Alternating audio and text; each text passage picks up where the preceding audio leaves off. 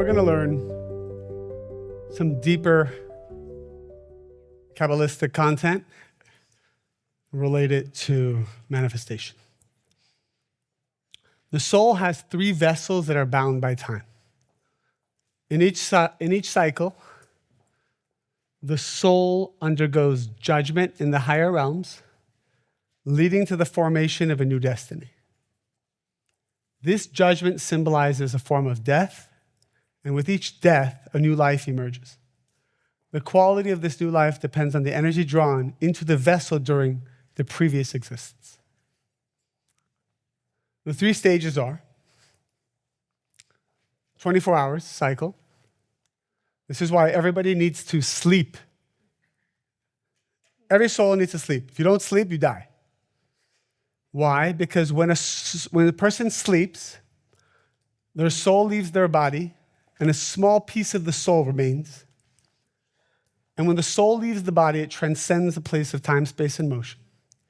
And it undergoes a judgment.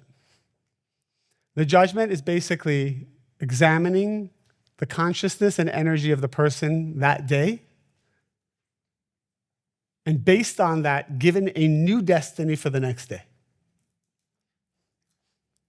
We can have endless sessions just about sleep, about dreams, about the way to prepare for sleep, about what happens to the soul in the upper worlds, what is the energy of death that is coming. That's why when a person wakes up in the morning, there's a whole new consciousness. It's almost like the things you learned the day before, you don't feel the same. Sometimes we wake up with anxiety. We feel like, a person has to, there's a lot of death that's coming out of the body also. We need to cleanse the body. And this happens every 24 hours. The soul receives a new destiny based on the day before. There's a 365-day cycle, according to the sages. It's all sourced from the Bible. Every year, on the first day of Libra, the soul of every person leaves this world in a certain way for 10 days. And in those 10 days, a script is written for the entire year based on the tikkun of the prior year. So for example, if a person had anger issues, and instead of transforming the anger issue or transforming the control issue or transforming the neediness issue, the fear of abandonment issue, and made it more about everyone else is the problem, when the soul leaves during those 10 days, the new destiny it gets is just to repeat the types of challenges that you had in the prior year in order to transform and learn the lesson. It'll come in different shapes and sizes. You may be living in a different town, maybe even dating another person or married to a different person, who knows? But if the tikkun was not transformed in the prior year, the perfect script is written in order to get you there in the next year. Okay? Then there's a lifetime. Why do people die? Technically, we should all just be immortal. Our souls do rejuvenate. For some reason, there's death. Death is a good thing. Because when the soul leaves the body, it undergoes the third and most intense judgment. That's a 12-month period where the soul then reincarnates based on whatever correction it did not finish in a prior lifetime. We can have hundreds of hours of lessons on this. I'm just giving you the highlight. What happened to that soul? Because some of you, I know you like the juicy stuff. Sometimes these souls break up into more souls. So, for example, Ingrid here, past life, let's say I'm just making it up. This is totally not about you. Let's say you had a tikkun around feeling worthy. And in that lifetime, you didn't overcome it, and you ended up choosing maybe abusive friends or partners. You fed it as opposed to leaning into your superpower and transforming it and having certainty around it. So when your soul left your body, instead of coming back as one soul, it comes out into 4 souls, let's say, and each takes 25% of that correction. Because it was deemed that one soul couldn't, and so it fragments, so that each takes a piece of it. And these are soulmates. In many ways, they're soul connections and soulmates, which is very interesting because it says that no new souls come to this world, but we have so many more people. And this is why we have more people, but we have the same amount of souls. The souls fragment, and they each take on a piece. But this is the kind of topic we're going to learn on April 27th. In the next seminar, where we go deep into our soul's journey and reincarnation and try to understand what, from a past life and this life and the families we chose, are impacting our consciousness. So these are 3 vessels. And what's powerful is I want to focus on the first one, the 24-hour vessel. When we're learning about how to draw energy and remove bread of shame, the question becomes, what are you doing in 24 hours, every 24 hours, to reveal light for your specific task at hand, for your specific job, for your specific passion, every day? And that's part of why I never wanted to build a platform, because every day I thought to myself, what does Mary Ruth Organics need today? What does it need today? What more can you do today? How can you make the product better today? How can you bring better culture today? What are other companies doing that I'm not doing? I better go out there and meet with people. I better go out there and mingle with people. I went out and I reached out to other supplement sellers. I said, do you want to be friends? There's enough people out there who want supplements. Let's work together, not against each other. So we created masterminds. We created groups of friends in the supplement space, and we all started to support each other. We opened up our books. This is what we do. This is how we make money. This is our strategy. We surrendered to each other.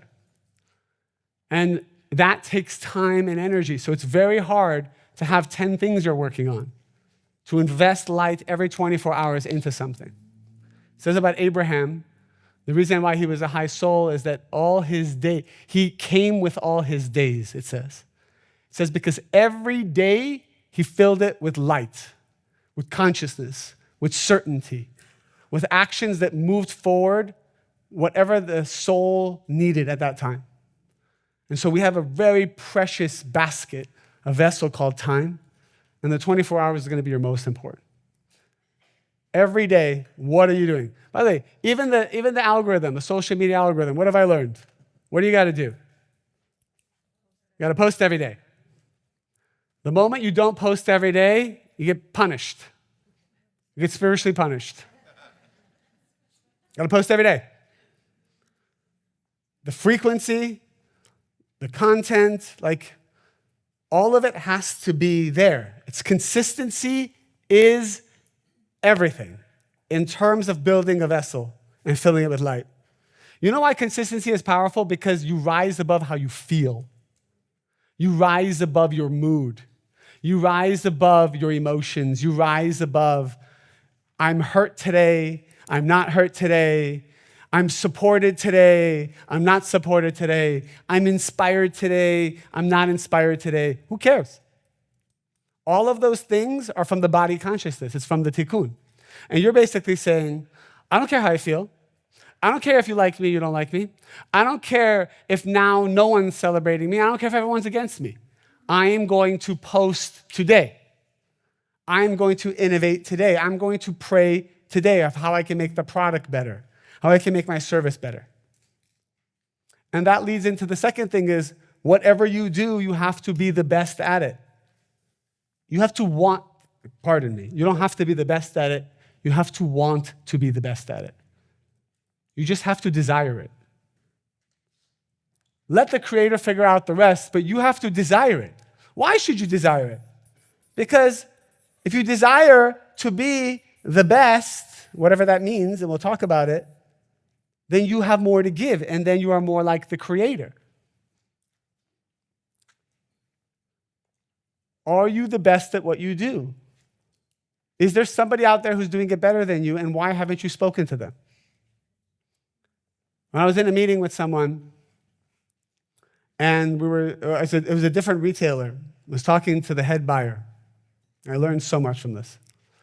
I said to the head buyer, I said, let's work together you want more sales.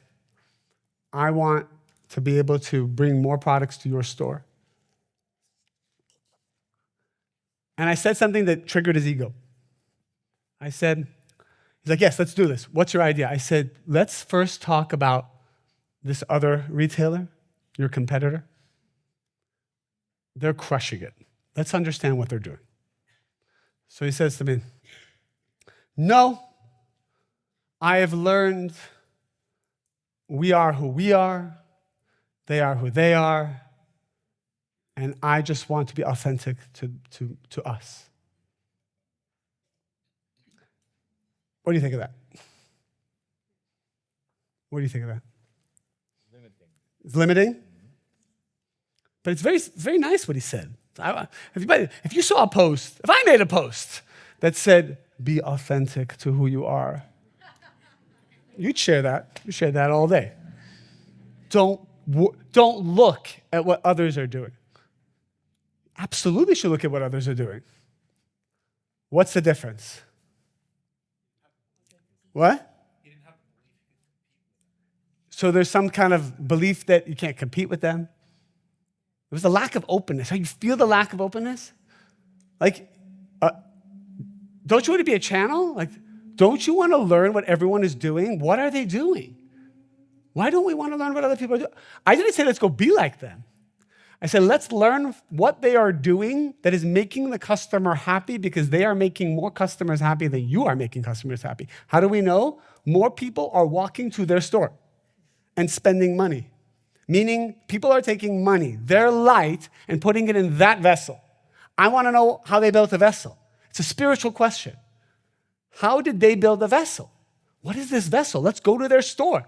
I should, with the head buyer of the competing store, go to the store and just feel the shelves, feel the energy of the shelf. What do they do? You know what the head buyer should do? The head buyer should talk to the head buyer of the other store and get together and become two great head buyers. What space are you in, sir? What's your name, Nick? Yep. Yeah. What space are you in? I'm on a break right now, but in the logistics space. Logistics space? Can you tell me more about that? Like what? Logistics what? Import, export, truckload. Okay, so you're in the supply chain space. Okay. Do you want to stay in this space? Yes, I'm Hear the microphone? does that work? Yeah. Yeah. I'm kind of at a crossroads right now. I've taken 6 months off after my last exit. And You exited, you sold your company? it was acquired, yeah. So it was a success. Okay. So now you're thinking about what the next thing is. Yeah, and I've got a couple options, as another investor option to start another company, or there's a more comfortable option, and a lot of this is resonating with me, to work with the more already established company, like a CRO type role. A lot of that is like the work-life balance type thing, and not building a company from the ground up again, that fear. So this is eye-opening to me because I'm kind of at a crossroads on the decision that I'm going to make going forward. It might be premature, but are you feeling more what is aligned with your soul? Because any one of those options could be right for your soul. What do you feel? I'm feeling the entrepreneurial. So I was customer revenue generation, never CEO, as a co-founder of the other company. I see. And it was a lot of energy to build the company from the ground up. And I know selling is probably the most important skill to have, but I've never ran a company, had the vision. You talked about like execution. If you give me something to do, I'm good at doing it, but it's like creating that It has to vision come out. from you. You haven't done that yet. Right. Do you feel called to do that? I am feeling called to do it. And do you feel if you do anything else, you'll feel limited? It's very hard to be a founder and then go be an employee. It is. It is. A little bit, yeah. Like I want to create. Really think about that for a moment. Well, let's put it this way. What's going to make you feel alive and reveal light is the thing that breaks the most fears. which would be carving my own path. Carving your own path. That's how you bring light into every 24-day cycle. And it's interesting because originally you created a company probably because you had to, but because you had less to lose. And so those fears that were broken allowed a successful exit. Have to make sure that you are expanding the vessel and not contracting it. You have to make sure. And whatever you do, once you decide what that is, you're gonna talk to 5, 10 people who have already done it, who are very good at it, and to learn from them. In fact, I would even start now, actually, because hearing what they have to say is going to get you inspired. It's going to actually move you forward towards wanting to manifest something. Who here has started something, and you're just about to get into it, you're excited about it, and you want to talk about how to build it? It's good. Dave, you want to do it? You're starting something? I am, yes. Okay, what are you starting? I'm starting Stand up real quick, yeah. I'm starting a networking community type of group for private chefs. Very specific. Okay, so this is interesting. A networking community of private chefs. Yes. What's the value they get being part of this? So being a private chef is very solitary. You work in a home by yourself, maybe with some other employees, but not other chefs. So it's a way to bring chefs together to have a community in terms of social aspects, in terms of networking for business, Brilliant. sharing menu ideas, knowing where to buy truffles that morning, or any of those types of ingredients. Does anything And like this also- exist? No, nothing like it exists in our space. Wow. I just want to say something about this. This is brilliant for 2 reasons. One, as a standalone business, it's brilliant if he knows how to monetize it. Not often easy to do that. That's my limiting belief. Okay. We'll talk about that. Okay. But as the masterminds I'm part of, I don't monetize them. I don't charge my friends to come to a meeting. It's good because it just opens up our minds to be better at what we do. So either this is the thing you do, or it's a thing that's going to help you become good at being a private chef. Does that make sense? Yes. But what I like about it is, if you are not part of such a group, there's no way, in my opinion, I shouldn't say that. By being part of such a group is the fastest way to break through limited beliefs and to get to wherever you're getting to. Being in a community of people, it can be 2 people, it can be 5 people, it can be 100 people, that you can learn from and share with without fear is the best way to open you up. If you're a dentist, it's not just going to a convention once a year for dentists. It's finding the 5 or 10 or 20 best dentists in Beverly Hills, paying for a beautiful dinner, getting everybody into a room, and telling everybody what's the most amazing thing you learned that you didn't learn in dental school in the last 10 years, and share it with this group here. And then every dentist shares a problem that they had with a patient that they did not know how to solve. Do you know what's going to happen? 20 dentists are going to come out of there with knowledge, wisdom, and a breaking of limited beliefs. Surgeons should be doing this. Doctors should be doing this. Real estate brokers should be doing this, even though it's very competitive. Everyone should be doing this. And you pay for it. Get them in a room, pay for it, inspire them, lead the conversation, and talk about what's working and how can we all solve the problem for you. So in your case, how you would become the best at this is to find another leader in the community space and how they run a group. It's very interesting. I would join as many community groups as possible on every subject and go through their funnel. See how they're supporting people. See how they monetize. See what they're charging. See the value add. See the clunky software. See, is it better in a Facebook group? Is it better in this private software? You should Google best softwares around community groups. Go on each demo. Learn. Push through. Absorb. And by the way, all of what I just said you could do in 24 hours. There is a really incredible group for founders that my wife is a part of, and I am trying to model it after them, and I spoke with the founder of that group. It's really great. The issue is that founders are willing to pay a lot of money to be a member of an organization like that. And for chefs, the sort of issue, or at least my limiting belief and my experience, is that to be a successful chef, you have to have worked for the early part of your career 70, 80 hours a week, making $450 a week. And then when you get successful, you're still not really making that much money. There's always a feeling of scarcity. And then there's also always a feeling of, as people may know, that every chef feels they're the best and doesn't need to learn anything. So the idea of investing in themselves is not something that I feel like is really Oh my God, prevalent Dave. in that Oh community. my God.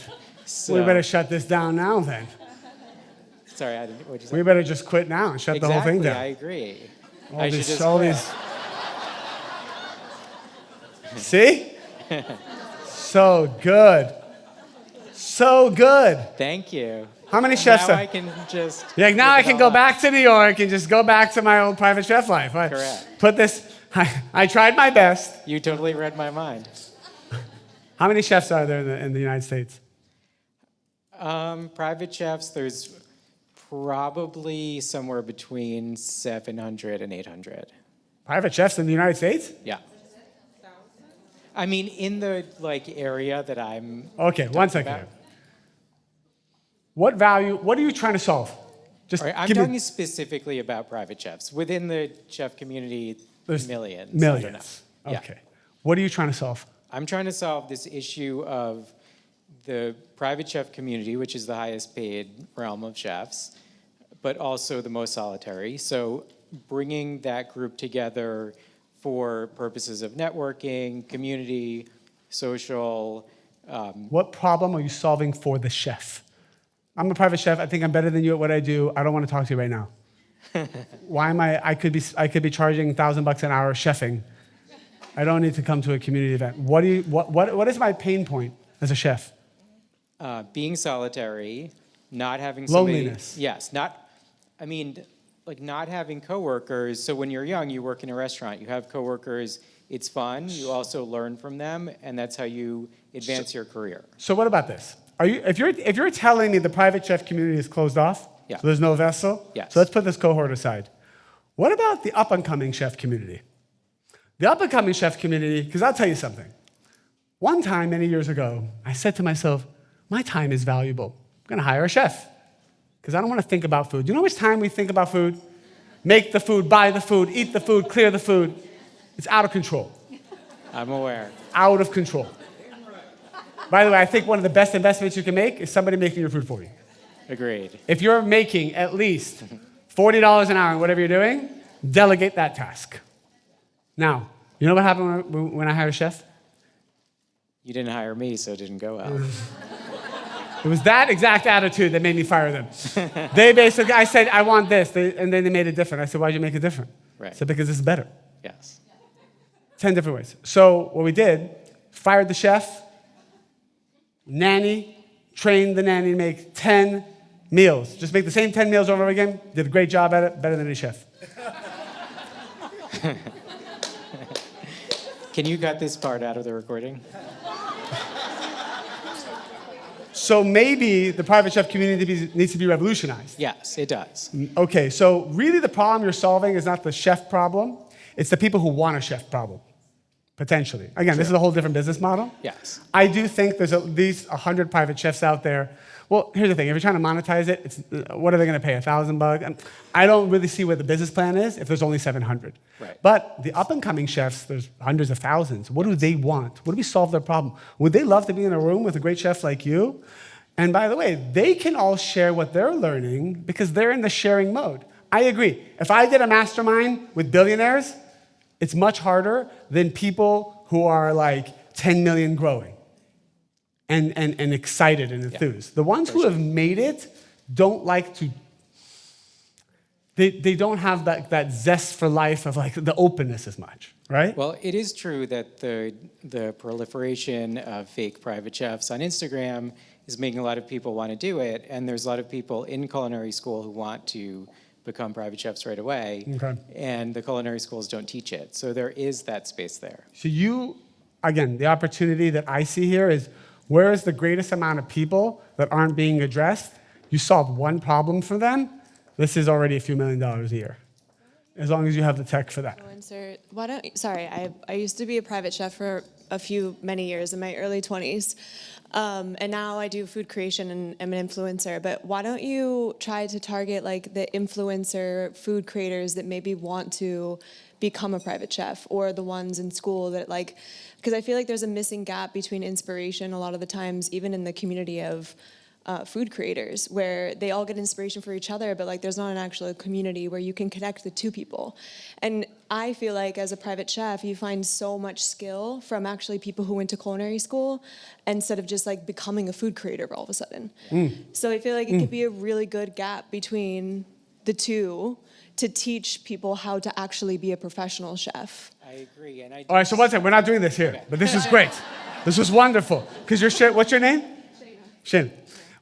Basically, what's great about this is what just happened here. We're trying to identify the real problem and the largest amount of people who have that problem. That's the supply and demand. That's the light vessel matrix. And so just by you talking, like, oh, there's only 700 private chefs that are actually closed, you actually shared that maybe that doesn't need to be addressed. And how I would approach my space, whatever my space is just try to find as many problems that exist in the space and see where the biggest problems are that no one's playing in. So, and you know how the best way to do that is exactly the way you just did it. Talking to random people. You know the most innovation I get for supplements is talking to random people everywhere I go. If I see a mom with a toddler, I'm approaching her and I'm asking her, what vitamin brand do you trust for your kids? Oh, I trust XYZ. Oh, why do you like that brand? I like that brand because it does XYZ. I said, interesting. Tell me more. Is it the price point? Is it this? Is it that? So many ideas have come from talking to random people because the effort you make shows a desire to the universe, and then the creator puts in that random parent a message to give to you. And so I would be talking to random people. What do you think about chefs? Would you like to have a chef? Why have you never hired a chef? Do you know how many chefs exist? Do you value your food in terms of your time? Like asking questions. You would learn so many things. Take your friends out and poll everybody. It's shocking what you would learn. Just sharing it here, I'm sure there's hundreds of opinions about chefs. And then you get to understand the problem. You understand the vessel at hand, okay? So I'm gonna do a quick exercise here. What is the problem you are trying to solve in your space? And are you the best at solving it? What would make you the best at solving it? What problem are you trying to solve in your space? What problem are you trying to solve in your space? I know a chiropractor who, he just did one thing different than every other chiropractor. You know what he did? He took before and after x-rays. He basically said, I take an x-ray before, and 3 to 6 months later, I take an x-ray after, and I show you what happened to your back. I don't know how many, I went to like 10 chiropractors, 9 of them did not even do that. They just crack, crack, crack, and kick you out. This one showed me an x-ray. You know how powerful that is? Before and after x-rays? He's packed. You can't grow what you can't measure.